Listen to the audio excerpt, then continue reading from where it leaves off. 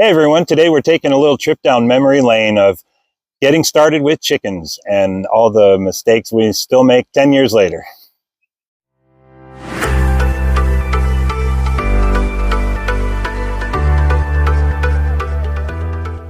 We're out here in the chicken run. We don't get a lot of downtime, but when we do, we love to spend it with our animals. And right now we're out spending it with these little baby chicks. And it got us to thinking about our journey and how it started 10 years ago at an auction house with a box full of chickens. We had put years into planning and trying to get everything ready so that we could be as prepared as we were, and overthought everything.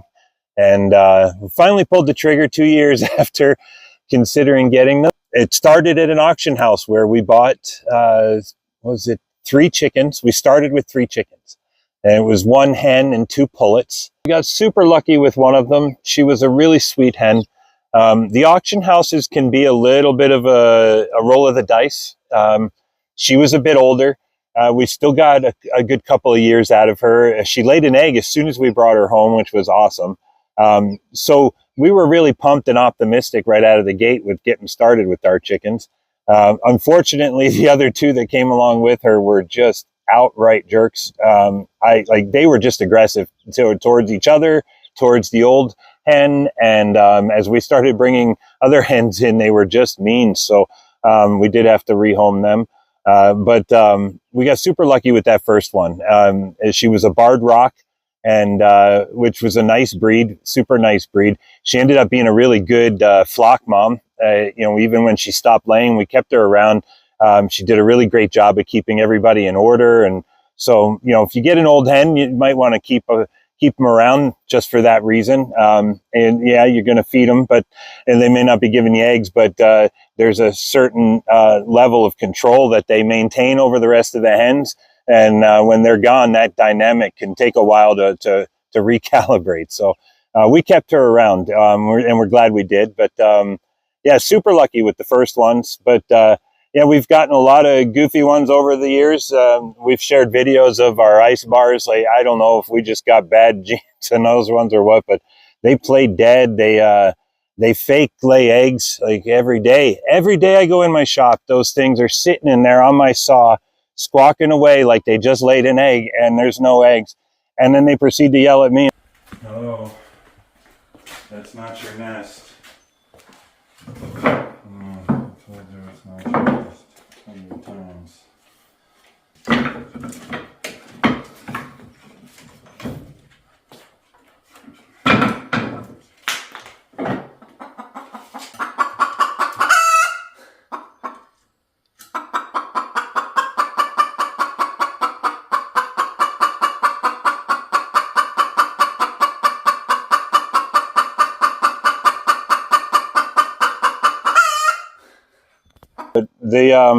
Yeah, I don't know. They're goofy. I don't know that I'll do it. We've had a lot of people say they love theirs. I'm glad they worked out for them, but not for me. So we started with 3 hens, and we were thinking we'd be rolling in eggs, and we'd have more than enough to eat and preserve and everything else. So we quickly found out that molting will stop egg production, winter, cold weather, illness, all those things will slow or stop egg production for any length of time. So naturally, the solution to that was to go out and get more chickens. So we went to the auction house and we bought some more pullets that turned out to be roosters, which was funny because we didn't want roosters. We just wanted hens. And we just wanted eggs. So we ended up having to find a home for them. Yeah. And here we are 10 years later, thinking we had all our things figured out, and thinking we could tell the difference between a hen and a rooster, even at the young age of a chick, and traveled a good distance to go buy these little things. And I think we got 5 roosters and 1 hen. So we hoped when we picked the 6 of these little ones up that we'd maybe have 1 or 2 roos and the rest were all hens. But as we sit here and spend time with them, we've got 5 with very large combs, very identical in appearance everywhere else as far as their tail feathers and their wings. and just one sweet little one that doesn't have a big comb or the big wattles yet, and just sweet as can be. Hopefully we can get them traded out with some other roosters so that we can get our own breeding going. Believe it or not, these little guys are quite productive. We have one on hand right now. Her eggs are almost as large as the Brahmas, almost as large as the Brahmas. Not quite, but almost. I don't even know how she puts them out, but she does.